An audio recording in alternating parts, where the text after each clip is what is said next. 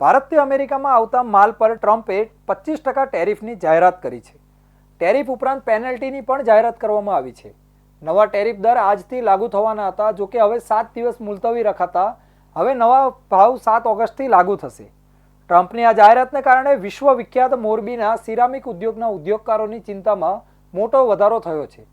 ટ્રમ્પની જાહેરાતના કારણે દર વર્ષે અમેરિકામાં થતા 1500 કરોડના સિરામિક એક્સપોર્ટ બિઝનેસને અસર થવાની ભીતિ સેવાઈ રહી છે. ઉદ્યોગકારોનું કહેવું છે કે સિરામિક પર પહેલાથી જ અમેરિકામાં 9% ઇમ્પોર્ટ ડ્યુટી અને 3% એન્ટી ડમ્પિંગ ડ્યુટી લાગે છે.